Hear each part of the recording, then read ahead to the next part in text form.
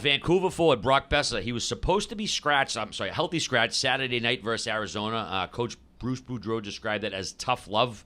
He's got 14 points in 18 games, but not playing his best. Besser said it hurt very bad when he didn't see his name on the whiteboard that morning. It was Hockey Fights Cancer night. Of course, he lost his dad back in May. But it turns out Dakota Joshua had a late injury leading to Besser going into the lineup. He scores the game-tying goal in the third period.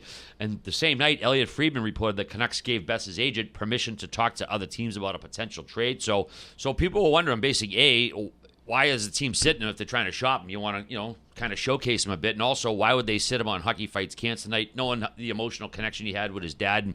And to his credit, Bruce Boudreau said, hey, I didn't know it was Hockey Fights Cancer night. And that's not something coach necessarily on his radar. But the other part, though, why sit a guy if you're going to have his agent look for a trade? Wouldn't you be better off playing him? I know you don't want to get him hurt, but this is a situation where you kind of want to get the guy some ice, no? Yeah, you don't want to create any negative attention around him, because in some cases maybe that would slip through the cracks where people were like, oh, maybe it's just the fit, right? Maybe it's not for a lack of effort. Going back to the Hockey Fights Cancer night, obviously that means a lot to Brock Besser. He actually took warm-up in a jersey that has father's name on the back of it. Very emotional night for him as he scores the tying goal for the Vancouver Canucks. He had an opportunity in overtime too. That would have sealed the deal on a very special night.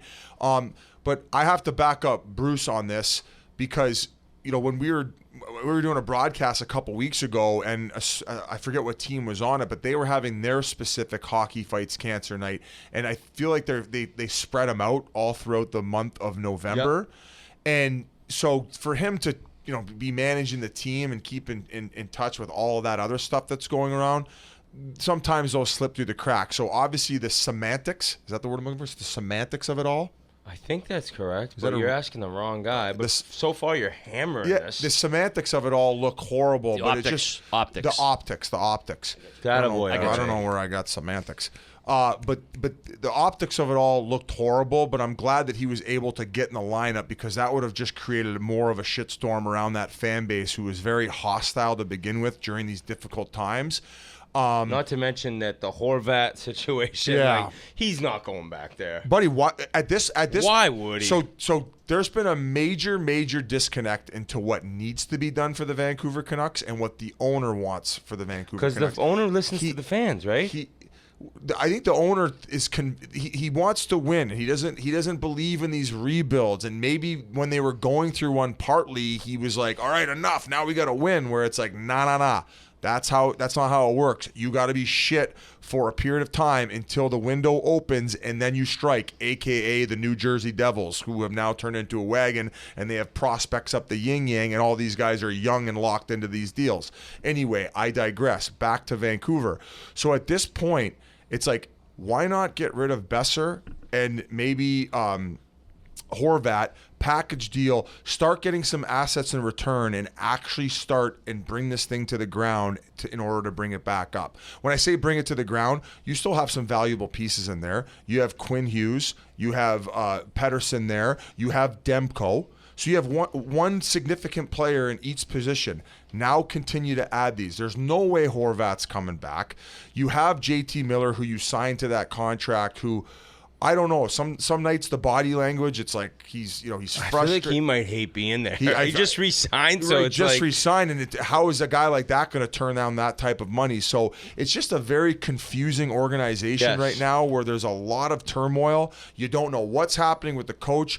In one breath, you hear some of the fans love Bruce Boudreau, and in the other, the feeling around the room is they're just waiting for the day he ends up getting finally fired. So, and he's also under doesn't have a contract, so you throw the pressure in for the coach who's coaching game by game, that his job's on the line, which it pretty much is. It adds this entire extra set of pressure and circumstances that this team's dealing with, in terms of the coach individually feeling all this pressure, let alone the team feeling it from the fans who are miserable. Also bringing up the fact that this team, they didn't even have a good turnout. They had a Saturday night home game. That was when Besser tied it up, correct? Saturday night? Yeah, against the Coyotes. Yeah, it's like a game around December, a Saturday night, and it's like the crowd's like that. It's just an odd time to be a Canucks fan and player, because there's so much confusion around so many different aspects of the club. And there's no other draw in town. They don't got a basketball team. The Grizzlies want to go down to Seattle and watch the Kraken win some games. Maybe that's where everybody's going. But going back to Brock Besser, I think that the feeling is, or at least in the past, was a great power play player who can put the puck in the back of the net, but sometimes 5-on-5, it's just the offensive production just isn't there. If he's not happy, and hopefully he can find a way out of town, because I do think that his natural scoring ability can be used somewhere else if put with the right players. I haven't even begun to think about where places that he could land. I'm sure Elliot Friedman has dropped some potential teams that would be interested who do have cap space. Because off the top of my head, I want to say Brock Besser's making $6 million a year. So I just got the thumbs up from Grinelli, and I am buzzing right now. Yeah, you are. You're feeling it. My semantics are buzzing right now. For 2 more years, too. For 2 more years. So not a horrendous cap hit, especially with the cap going up, but for a guy who hasn't been able to produce consistently 5-on-5, a bit of a risk. Yeah, he's in the first year of a 3-year, $19.95 million extension. He's only 25 years old. Yeah, still young. 6.65 AAV. I mean, he's a 4-time 20-goal scorer. This might be a classic case of a guy who changes scenery. Could be the best thing that could ever happen to him. At this point, I think he would just take off.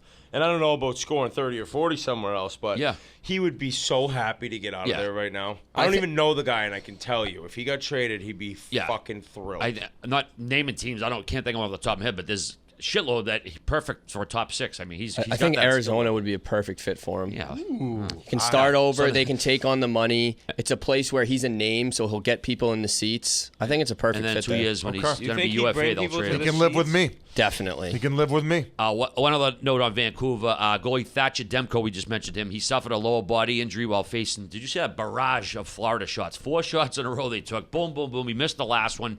He's going to miss 6 weeks. It looked like it could have been much worse. So, friend of the program, Thatcher, get well, man. We want to see you back out there. And